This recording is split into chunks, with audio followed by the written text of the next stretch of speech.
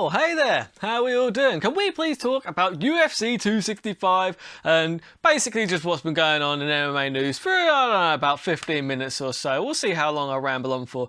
Anyway, yeah, so if you're new to the show, welcome to the Burt Locker. Basically, it's just my weekly show, well, twice weekly. I do my picks on a Friday. There'll be no picks this week, though, because the next event isn't until the 22nd.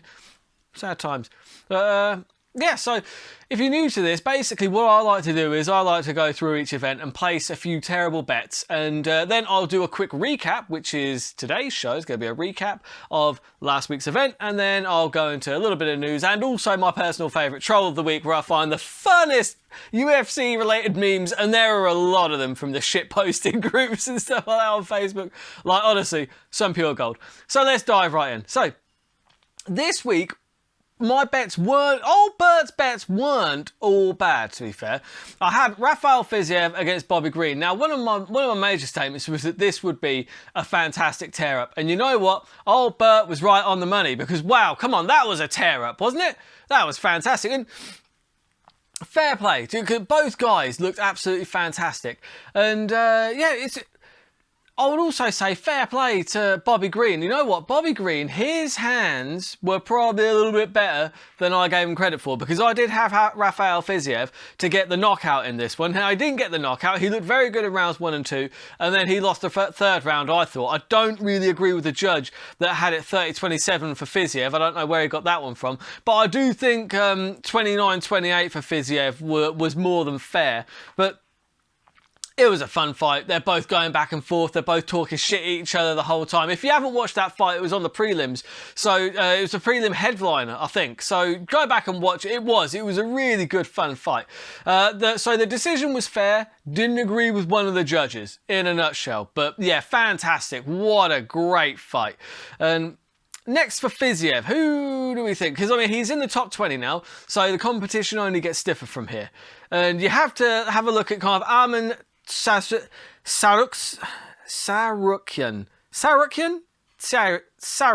I don't know how to say that. And then you've got Damir Ismagulov, both Russian. Unbelievable, I know. Both Russian fellas, both looking pretty good. Both ranked 15 and 16 respectively, so that would be kind of a decent enough fight. However, I do think that after that fight with Green, it was quite a higher profile fight for Physio than usual. It got a few people talking, especially with how good the fight ended up being. I think maybe they could get away with giving Physio a more recognisable name here. And also, we do need to see what Physio does against a really high-level wrestler. Answer me this, who's a really high-level wrestler who's just dropped out of the top 10, only barely, snuck in there at number 11? I'll answer that for you. It's Mr. Gregor Gillespie, who is very, very good in his own right. Extremely talented wrestler. But obviously, you know, he's found problems on the feet before. Kevin Lee knocked him out with that wonderful head kick. I think that's the fight to make. I think that you could easily make that. It could be a co-main event on a fight night, even maybe on a high level, a higher up fight on the main card on a numbered event. But yeah. Raphael, he's not Brazilian. He's Raphael Physio versus Greg Gillespie. I think that's the fight to make. I think I'd really like to see it. Bobby Green, he needs a win now. He's on 2 losses in a row. I don't think he's getting cut anytime soon. He's too exciting to be cut. So he's not in too desperate of a situation, because being exciting will get you, a little bit of leeway. I think, honestly, the best matchup for him is Nasrat Hakparest, and we'll see what happens from there. So then we had Song Yadong versus Kenney. So yeah, sorry, review of my bet on that last one. I had Raphael Physio by knockout. That was terrible, because obviously it went to a decision. And you know what, looking at it, that was a very likely outcome. But you win some, you lose some. Song Yadong gets Kenney. Now, this one fell a bit flat, mostly because it followed Physio versus Green. And it was a decision win for Yadong, and it was always going to be the most likely outcome, in my opinion. So having Song Yadong as an underdog in this one, I thought that was a really good bet. And it turned out to be a good bet, because obviously he did get the win. Now, it's not a fight that we're going to be talking about in years to come, but, a win is a win, and I won my bet, so I'm pretty happy with that. I'm also also pretty happy because I just find Casey Kenney, you know, quite unlikable. You know, Sean O'Malley needs a fight. Song Yadong would be a decent fight for Sean O'Malley. I mean, he's higher ranked than, you know, everyone else that Sean O'Malley has fought except Marlon Vera, and we know what happened there. So, you know what? You know, Sean O'Malley needs a fight. He needs a fight in the top 15. You know, why not Song Yadong? Why the hell not? Huh? And then we've got, you know, Ricky Simone is still bouncing around at number 16. Sansao has lost 3 in a row and he's still ranked in the top 17, apparently, for some reason. So look, Song Yadong should get somebody coming off of a win. So if it's not O'Malley, I think realistically, Ricky Simone will be a very good matchup, and it would be a match that people would watch. It'd be a fun one, maybe a prelim headliner. I don't know. Yeah. Then we had Michael Chiesa against Vicente Luque. Now, this one was really good while it lasted. Great competition. I mean, I picked the right method. I had Michael Chiesa by submission. So I had the right method, but I had the wrong fighter. Because, man, Luque wrapped him up. What was it, like a Das or an anaconda? I forget what they actually decided was it, but it was like a kind of, you know, overarm choke. It was really good. Because it came off of like a reversal in my head. Like, I mean, I did watch it live, so I was a few beers deep. So, yeah, apologies if I'm misremembering that, but I thought it came from like a reversal, a little bit of a scramble, and he locked in that submission. And you know what? Submitting Michael Chiesa is a really big feather in your cap. Very high-level submission there. So the next options are really kind of limited to 2. Unless he wants to avenge the loss to Wonderboy. Vicente Luque, really, outside of Leon Edwards and Gilbert Burns, they're the only people that are ahead of him. However, I think they are angling to fight each other, so it might have to be a rematch with Wonderboy. Maybe try and get that loss back. Who knows? Jose Aldo against Pedro Munz. I had Pedro Munz going into this one, but you know what? I'm happy to be wrong on this occasion because the King of Rio is back. It was a very good performance. You know what? Both fighters looked pretty good, but Aldo, he just looked quicker. He looked just sharper in kind of every area. And yeah, you know what? It's another step in the right direction for Jose Aldo. He's only 34. I still can't believe that. Surely the next fight to make for Jose Aldo is TJ Dillashaw. That's already been in the works, so I'm pretty sure that's going to be the next one. TJ Dillashaw is 2 years older than Jose Aldo. That is ridiculous. What? I want to see, how fake is Jose Aldo's birth certificate? He's at least 50. Come on, man. Come on. But yeah, so TJ Dillashaw versus Jose Aldo should be next, and that will be at least a Fight Night main event. You've got to feel like it's either a Fight Night main event or it's going to be a co-main event, because that's a big fight. That's a really big money fight. And then we had Derrick Lewis versus Cyril Gane. This one was a little bit bittersweet because I had Cyril Gane to get the finish in this one at just better than even money, 2.75 I believe it was. But I also had because like I said, I had a few beers because I watched this one live, and I thought that it ended in the 4th round. So I thought that my bet on Cyril Gane to get the finish in round number 3, that was about 18-1, I just assumed that one had been lost. Then I checked my betting account in the morning. I was like, hang on, no, there shouldn't be that much in there. And then when I rewatched the fight again, I was like, it was round number 3. Happy days. So yeah, I was pretty bang on the money on that one. So look, at the end of the day, you cannot hate on how good Cyril Gane is. He is so good. And this is the problem. It's not like Derrick Lewis isn't good. He's a very good fighter, and he's only ever one punch away from finishing it. And you know what? I'd have loved to see him win, not because I dislike Cyril Gane, but because I just, you know, Derrick Lewis is just, he's a fun fighter. He's a great character, isn't he? So, look, at the end of the day, I did say that Cyril Gane was likely going to turn Lewis into a punching bag here, and fuck me, did he ever. What did Lewis land? 8 punches? He landed 8 strikes or something like that on the fight metrics. I think Cyril Gane landed like 99, and don't get me wrong, like it got pretty wild towards the end, because I mean, like even when Gane, even when he was getting hit, he rolled his head. His head movement is insane. His movement just in general is insane for a heavyweight. He moves like a fucking lightweight. I don't think I've ever seen a heavyweight move like Cyril Gane. Honestly, I think he's a real problem. I think he might be the next evolution of what we expect from heavyweights. And it's just his head movement as well, because when he was like in the pocket with Derrick Lewis, there were points where Derrick Lewis was throwing back, and even though at the time I was saying, "Whoa, careful, Cyril, careful, buddy," because you don't want to take one of those bombs off Derrick Lewis because he will put your lights out. But even when he was landing, like, he's kind of rolling his head, and he just wasn't getting like a flush hit on him, and that's what Derrick Lewis needed. And you know what? It was really, all in all, it was a flawless performance from Cyril Gane. What else can you say? You know, he got in there and he threw down. He got a bit reckless as well. It was an exciting fight. No one can accuse that fight of being boring. So we already know what is next for Cyril Gane. Next for Derrick Lewis, though, that's another question, isn't it? Maybe he should have a go with Jairzinho Rozenstruik, huh? Now that would be a good fight. That would be a headliner for a fight night, no problem, and a co-main event on any numbered event.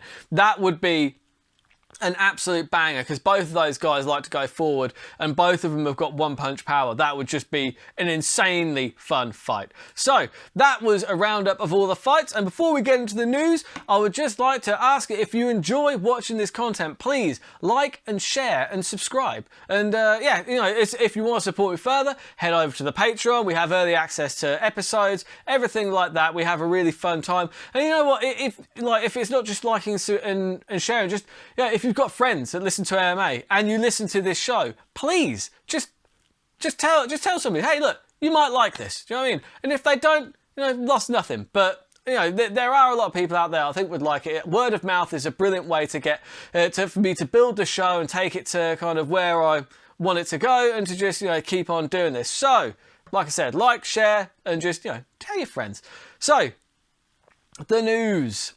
Speaking of, we'll go straight from Cyril Gane's great performance into one of the main pieces of news, something that seems to have perplexed a few people.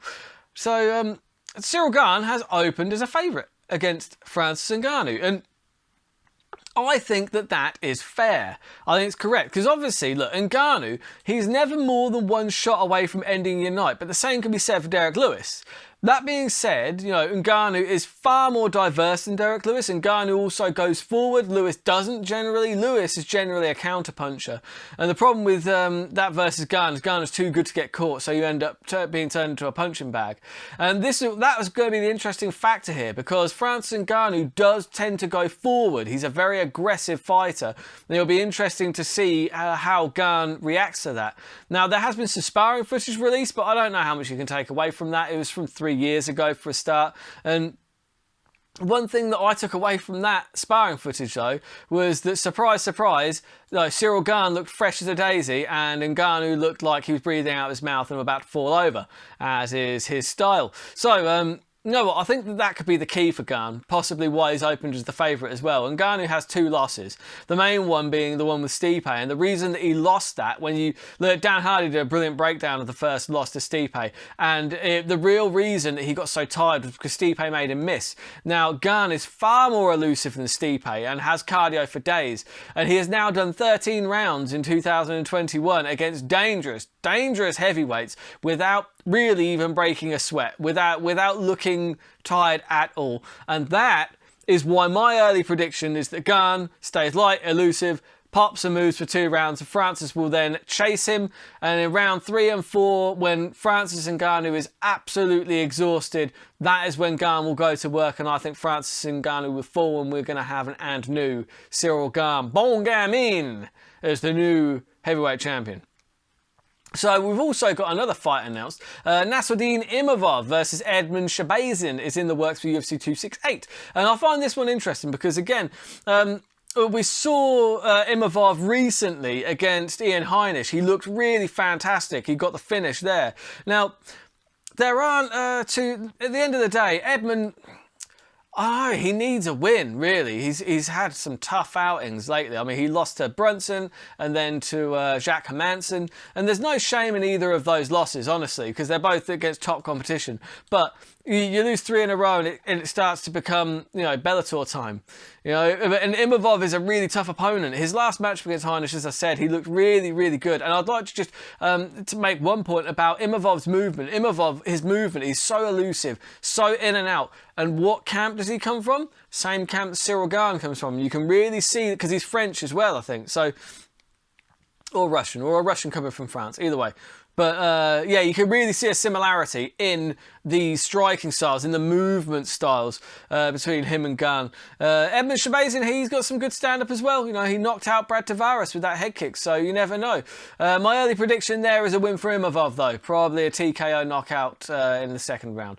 We've got another fight announced is Luque Rockhold is going to be making his return against Sean Strickland. Now that's an interesting one, isn't it? Because I honestly don't know who's going to take that. Sean Strickland is a very violent man, and I like him. I love his style because he just likes hurting people. He even said, you know, if I wasn't doing this, I would be cooking meth in a caravan somewhere, or I'd be in prison or doing something. He is a real deal throwback fighter, but he's got really good skills as well. And Luque Rockhold's been out for a little while because Rockhold basically said, oh, no, I can't believe they've matched me up against this nobody. It's a mistake because they could have given me a marquee fight. It's like, Luque, you've been out for a while and you haven't had a win in even longer. Do you know what I mean? It's like, I don't know. I think Strickland might do him. I think Luque might have forgotten that, no, he didn't go out on the best of terms, really. Maybe his best days are behind him. I don't know. Luque Rockhold is really skilled. He's so good. So, you know what? If he can pull one out against Strickland, yeah, but either way, that is an interesting fight, and I'm looking forward to seeing it. And then we've got Amanda Nunes. She obviously has recovered from COVID. She got a negative test. It's one of the funniest things in the press conference, to be fair, was Juliana Pena got onto the microphone and asked Dana White, hey, where's Amanda at? Where's Amanda at? She tested negative for COVID. Why isn't she fighting? And yeah, so rumour has it, like I said, she tested negative for COVID, but that doesn't mean she didn't have it. She definitely did. And sources have indicated that whilst even before the COVID test, apparently some sources have said that Nunes wasn't really training much for this fight. But let's be fair, people are clutching at straws, aren't they? Because they're just trying to look for any way that Juliana Pena has got a chance in this fight. Now, don't get me wrong, I love the Venezuelan vixen. She is absolutely fantastic. Number one, she is a slamming hottie. Love her. Do you know what I mean? She's and also she's been there for quite a while. People forget that she was actually the first ever female tough winner, and that's a brilliant accolade in itself. And she's very skilled. She has got some serious skills, but she has struggled. You know, she hasn't even been that active, really. She's had 5 fights in 2016, and only 3 of those were wins. And the only reason, let's be fair, like with respect, the only reason she's getting this title shot is because who else? Who else is there for Nunes at this point? And maybe for that reason, Nunes is underestimating her opponent here. But I doubt it, because look, Nunes is a professional. There are ways for Pena to win this fight, and I would love to see it. Do you know what I mean? At the end of the day, like when you lock two professionals into that cage in the octagon, like there's never zero chance for either one of those athletes. And you know, Nunes is going to be the heavy favourite, and rightly so, but there are ways for Juliana Pena to get her hand raised, and you know what? Every champion will fall eventually, unless they retire like Khabib did. But, you know, maybe it's Amanda's time. Who knows? But either way, I'm glad that Amanda Nunes is recovering well, and we'll see her back soon enough. And good luck to Juliana Pena. Big fan, honestly. Absolutely love her. So, yeah, it's going to be a really interesting fight. I'm looking forward to seeing it. And then we have got Troll of the Week. We've got a couple here, obviously. A couple for one of the main ones was Derrick Lewis, bless him. Like, I'm not taking shots at Derrick Lewis. I still have tremendous respect for the bloke, and you know what? He is one of the most dangerous fighters out there, and I will always pay to see that guy fight. And I hope he makes his way back to a title shot soon. But you know, he got outclassed against Cyril, and that's right. And you know what? Derrick Lewis likes to throw memes out there all the time, so I'm sure he's probably seen this and he's probably laughed at it. But he does the whole thing like where he shares videos of people getting hurt on like skateboards, hit by cars and things like that, and the caption is "He's okay." And here we go. For the audio listeners, I'll describe it for you. It is Derrick Lewis lying in a hospital bed with his thumb in the air, and it just says, "He's okay." Simple, elegant, wonderful. Fantastic meme work right there. So, Then the next one we have got is, we haven't seen Steven Seagal pop up in memes lately for quite a while. I don't know where the hell they got this picture from. Just to describe this to the audio listeners, we've got Steven Seagal, he's holding a carrot and he's just bitten a piece of it off. I don't know how the hell somebody got this picture. Someone must have papped him or something. But yeah, literally he's standing there just eating this carrot and the caption says, "So I told Derrick Lewis, if you throw at least 8 punches, 1 is sure to land." And yeah, it's maybe that is the advice you got. But yeah, I don't know, that just really tickled me. Absolutely hilarious. I'm not sure, I couldn't find out who made that one. I wanted to give him some credit. And then we've got the last one, and it's Dana White turning around on Cyril Gane, because basically there were, like, before, like when he fought Volkov, it wasn't the most exciting fight, and there was a little bit of criticism thrown their way by Dana White. You know, it's like, I mean, they've taken it to extremes here. So just to describe this to the audio listeners, you have 2 pictures of Dana White, and one, you've got the captions of all the things he was saying before the fight. Dana White before UFC 265, boring as fuck. Cyril Gane is a nobody. Cyril Gane is a dumb name. He's a boring fighter. He's boring. He's barely even black. France is stupid. Cyril is a snoozer of a fighter. Zed's boring. Baguettes aren't even good. And then you've got after UFC 265. Man, I would French kiss him. Cyril beats Francis, round 2. Is Cyril single? Definitely not boring. Bon appetit. Paris is exciting. Never said boring. Cyril Gane is a cool name. Dude's a goat. Anti-boring. Fuck Derrick Lewis. Didn't say boring. Love his tats. Joe Rogan is podcasting with him next week. Exciting guy. Which is fair. It's like, I mean, it wasn't that real, but I mean, yeah, it's obviously, needless to say, I think Dana White was happier with that performance. And with that, we have come to an end of another delightful roundup. And yeah, it was like I said, the bets weren't too bad. I think I was about half right on most of them. And yeah, it was fun. Unfortunately, there are no fights this weekend in the UFC, so I'm probably going to have the weekend off, unfortunately. But Gastelum against Cannonier is the week after, and that is a tremendous fight to come back to. So I'll be doing a quick news roundup this time next week, because I'm sure some more fights will be announced, and I'm sure some more memes will be floating around that will tickle me like they always do. And yeah, so until we see each other again for Gastelum versus Cannonier, keep those odds long and those bets terrible.